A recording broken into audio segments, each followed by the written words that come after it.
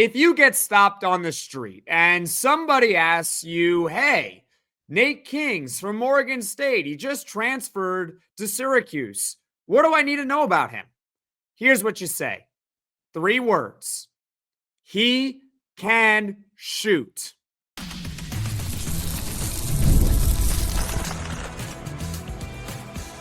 You are Locked On Syracuse, your daily podcast on the Syracuse Orange.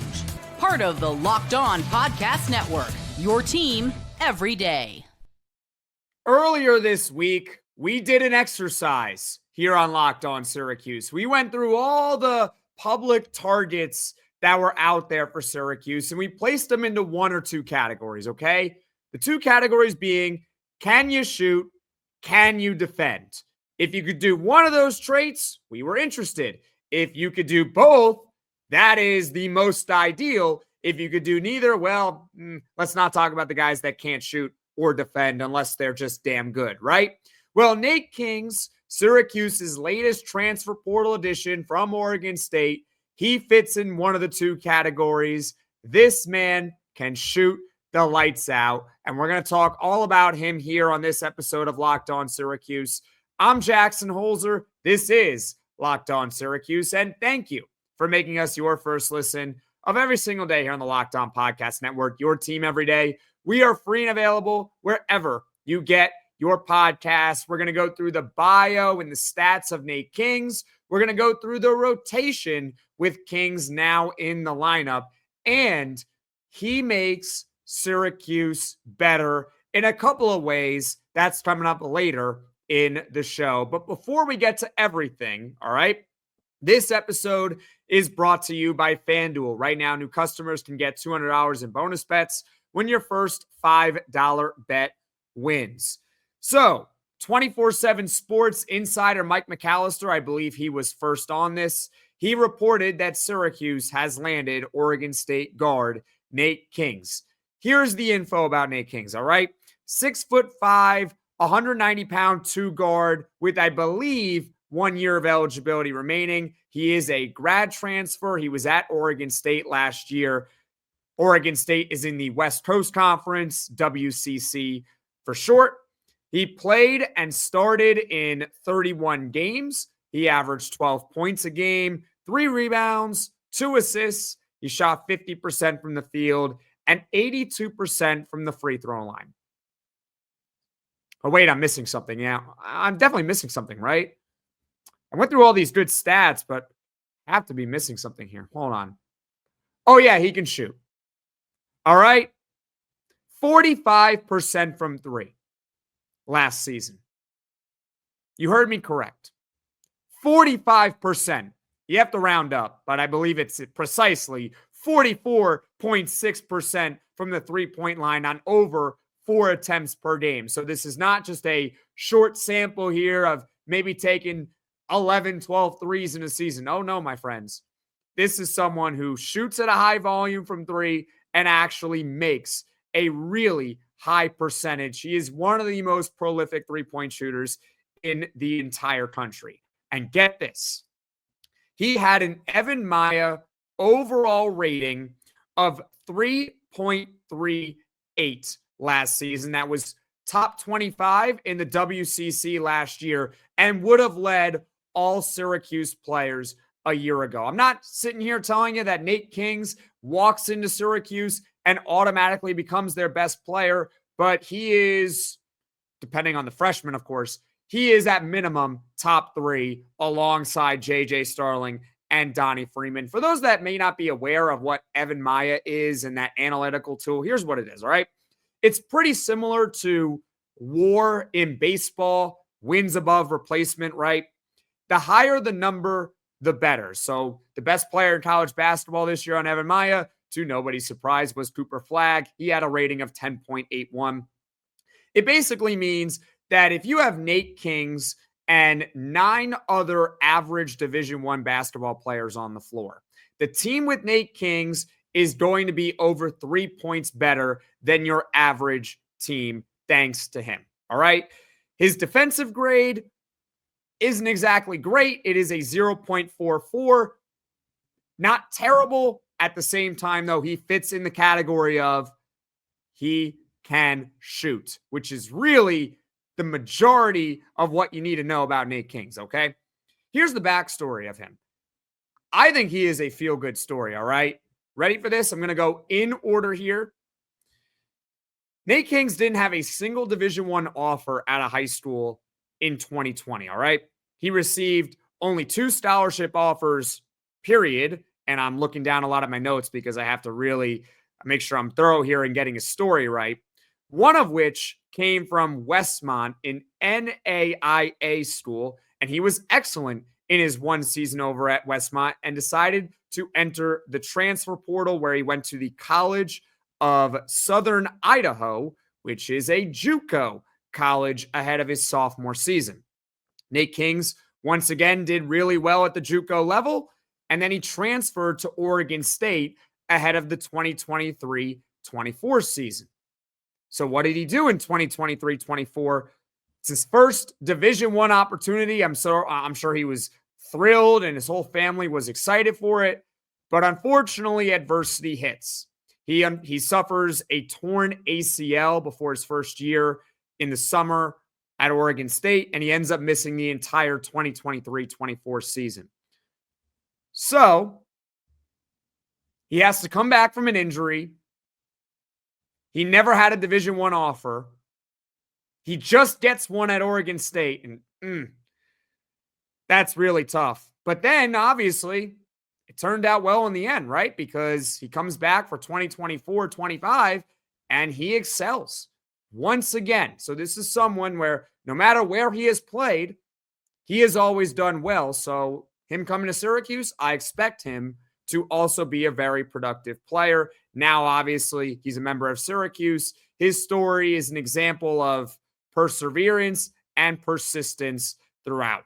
He had to go to NAIA. He had to go to JUCO, suffered a torn ACL, had to recover from the torn ACL, and then he plays well at Oregon State. And now he's here, and what's he going to do?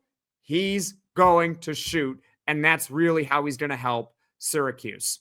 I want to hear from you in the comments section below. What are your thoughts on the Nate Kingz edition? And I'm going to tease this right now, all right, because we're going to talk about it here in the next segment. How do you see Nate Kingz? He is a 6'5" shooting guard. How do you see him fitting in the rotation, especially because when you look at Syracuse's roster, JJ Starling is a shooting guard, and they also recruited Kline Anthony. So that's 3 on the roster. What are your thoughts? I want to hear from you in the comments section below. Once again, 24/7 Sports insider Mike McAllister reported earlier today that Oregon State transfer guard Nate Kingz has committed to Syracuse. He is Syracuse's second transfer portal edition of this cycle, joining William Kyle, the center from UCLA. Coming up, we're going to talk about Nate Kingz and his fit in the rotation, so stick with me here on Locked On Syracuse. Daylight savings snuck up on us again, and if you're feeling that lost hour of sleep, 5-Hour Energy has your back. The extra sunshine means more time for fun, but sometimes you need a little boost to power through, whether you're staying up late watching the NCAA tournament, squeezing in a round of golf after work, or just trying to keep up with your busy day. 5-Hour Energy gives you that quick, refreshing pick-me-up whenever you need it. Whether I'm at a game or traveling, 5-Hour Energy is easy to grab and keeps me feeling refreshed. Head to 5hourenergy.com to find over 15 flavors to choose from, including watermelon, blue raspberry, and peach mango. You can even build your own 12-pack or 24-pack delivered right to your door. You need one now? Grab a 5-Hour Energy shot at your local grocery or convenience store. They're everywhere. Stock up today and stay energized. This is Locked On Syracuse. I'm Jackson Holzer. Nate Kingz transfers from Oregon State to Syracuse, and we are reacting to it right now. And folks, if you enjoy this podcast, be sure to hit that subscribe button. Not only is it completely free and also allows the channel to show up directly on your feed, but it also helps Locked On Syracuse grow and reach all Syracuse Orange fans. And shout out to those who continue to subscribe each and every day. Let's talk about how Nate Kingz fits into this Syracuse rotation. It is, admittingly, a very interesting fit. He is a really good player, but as I said in the previous segment, he is a off-ball guard. He is 6'5". Let me get this right, 190 pounds. So he's probably a little bit undersized to be a starting three. But he is a good player, and he could definitely shoot, and he could certainly play the three in a small ball lineup. However, you have JJ Starling, and you also have Kline Anthony. So one of three things are about to happen here, okay? There are three possibilities now with Nate Kingz joining Syracuse, and we're really not going to get our answer to what Syracuse is planning until probably the end of this transfer portal cycle. So here are the three possibilities. Number one, Syracuse is moving JJ Starling to point guard, and Nate Kingz will be the starting shooting guard next season. I'm not necessarily against this idea, and here's why. I have never subscribed to the belief that Syracuse needs a true point guard or your traditional point guard, your pass-first distributor. They certainly need a point guard, but JJ Starling could fit the mold as a point guard. I mean, he's played it in high school. He played it at times over last season. Certainly good with the ball in his hands. I could see Syracuse potentially moving JJ Starling to the one full-time, having Nate Kingz be your starting shooting guard, and then that leaves your small forward open probably for another transfer portal ad, because right now the only small forward really on the roster is Aaron Womack. So that's number one possibility. Or that's one possibility. I don't know the likelihood, to be honest with you. Okay? JJ Starling, the point guard, Nate Kingz, your two guard. You would have Kline Anthony coming off the bench as the two guard. Luke Fennell would be the backup point guard to JJ Starling. Number two, Syracuse runs a three-guard starting lineup. If you recall way back to last year during the transfer portal cycle, I actually talked about this here on Locked On Syracuse, how it was possible if the chips fell a certain way where Syracuse could start three guards in their starting lineup. Do you remember that podcast? It's a long time ago. But it was when Syracuse was connected to Malik Mack at point guard. Judah Mintz had not yet declared for the NBA draft, and JJ Starling was on the roster. And in that scenario, Syracuse could have run a three-guard lineup. So what I'm saying here is that Syracuse could go out and get themselves a starting transfer point guard. And Mike McAllister from 24/7 Sports alluded to one name in particular that hasn't even entered the portal yet, Desmond Claude. And they could go with a three-guard lineup.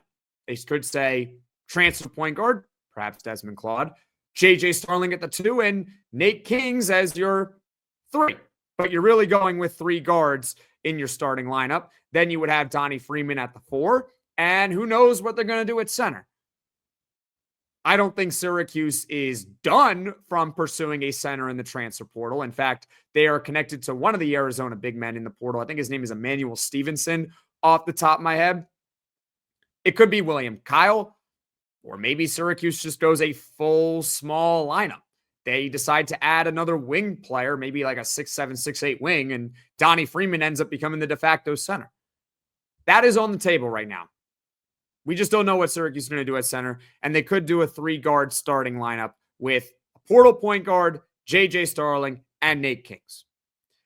The most ideal scenario, although I don't think this is what's going to happen, is that Nate Kingz comes off the bench. That would be something, right?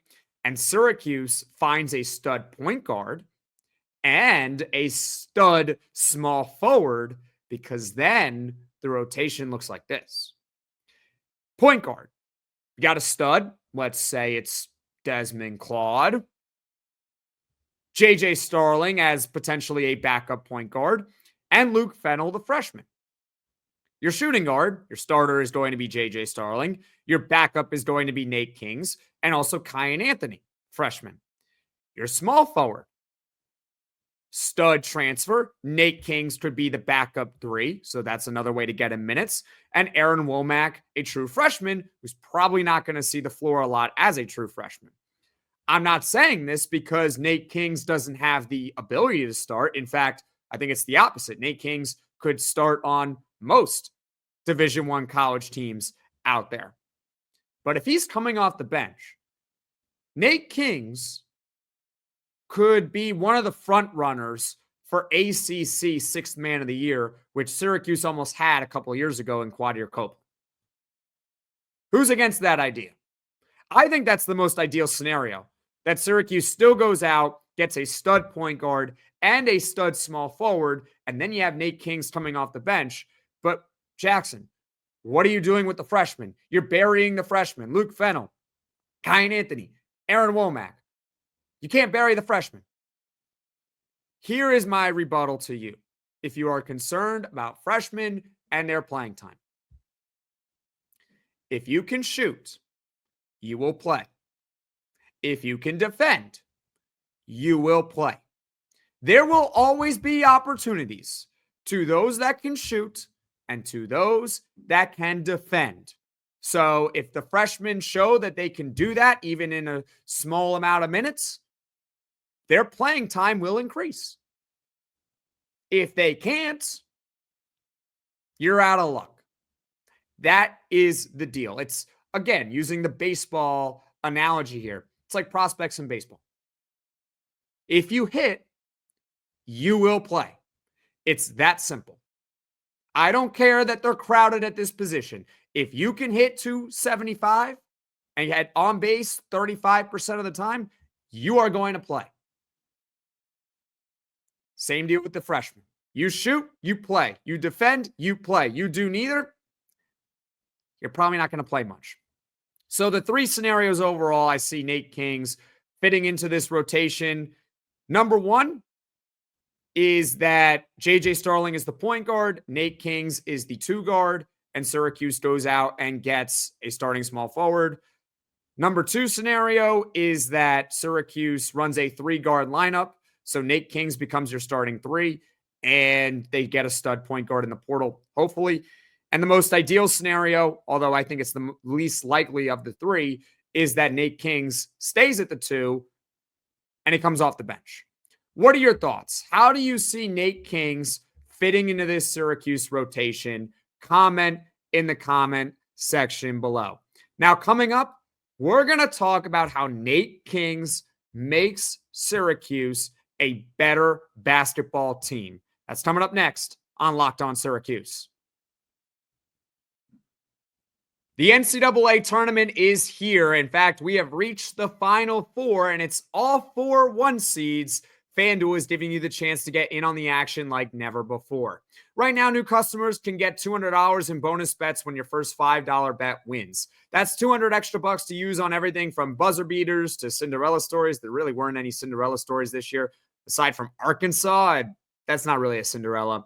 And even who's cutting down the nets. The FanDuel app is simple to use, and when I win, I get paid instantly. No waiting around. And if I were you, Duke looks pretty good right now. I think that Duke is going to win the national championship. I mean, that was my pick in my bracket pool, and they're looking pretty good right now. Visit FanDuel.com and get in on the college hoops action all tournament long. The NCAA tournament is here, and so is the bracket breakdown. Locked On Podcast Network and Amazon Fire TV channels are teaming up to deliver NCAA tournament coverage like never before. Watch studio shows featuring former players and Locked On's local experts as they guide you through every upset, buzzer beater, and bracket matchup. Stream it all for free on Amazon Fire TV channel. Search Bracket Breakdown to see it all for free. It's your team every day.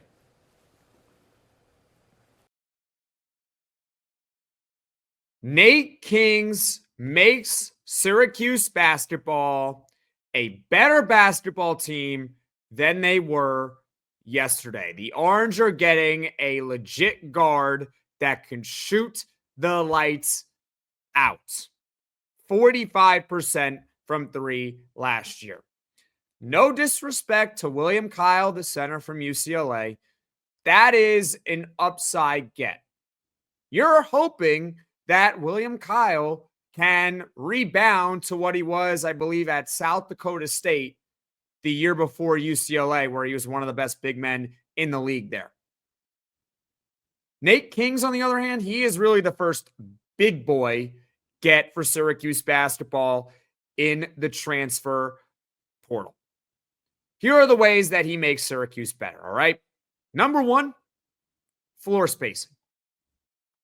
45% three-point shooting last year. For context, Chris Bell, a couple of years ago, where he was one of the most prolific three-point shooters in the ACC, if not the country, he was second in the conference, 42% from three.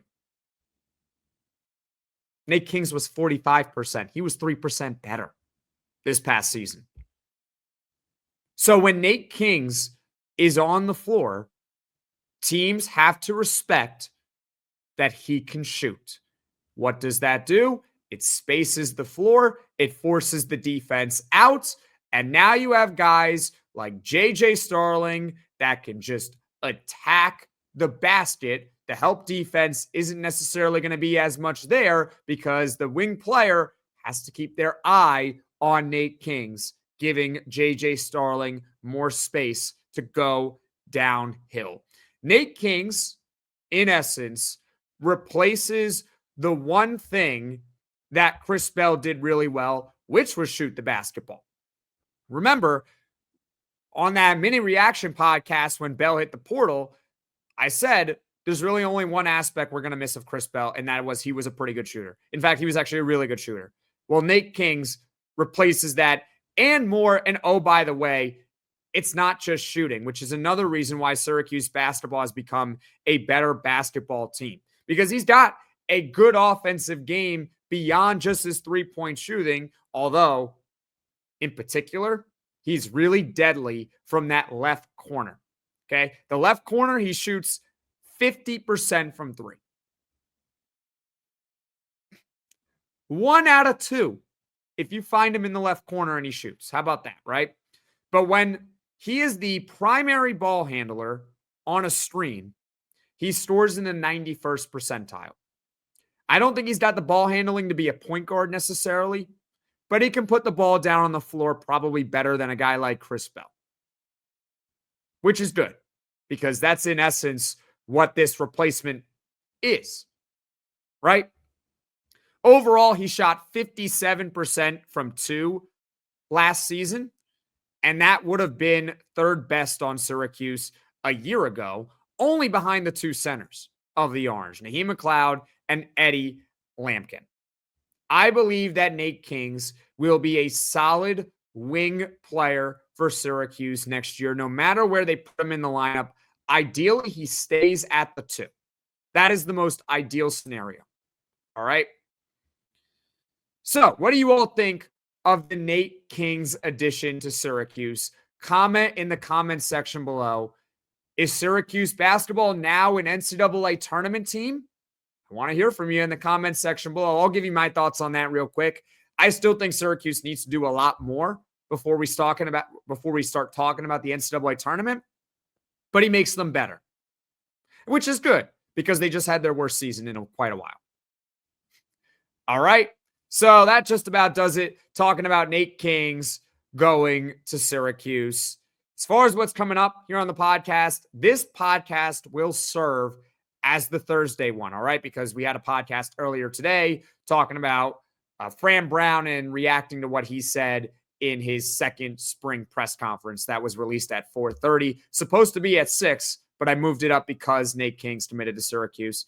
So that's the full podcast. This is the full podcast for Thursday, all right? At 5 p.m. Eastern tomorrow, ACC squad. We're going to talk about Duke and also more thoughts on the Syracuse spring game that wasn't to be with Colorado. And on Friday, we got Poll Friday, your dream transfer portal ad. Was it Nate Kingz? Was Nate Kingz the guy you really wanted in the portal? Maybe it was. He wasn't necessarily my dream, but definitely a really solid get for Syracuse basketball. So That's what's coming up here on Locked On Syracuse in the future. Thank you for making Locked On Syracuse your first listen today. And for your second listen, you can check out the Locked On College Basketball podcast with Isaac Shade and Andy Patton. And folks, we have reached the Final Four in the NCAA tournament. And if you want to be the most informed college basketball fan throughout this tournament and throughout the Final Four, I highly suggest checking out Locked On College Basketball. You can find it on YouTube or wherever you get your podcasts.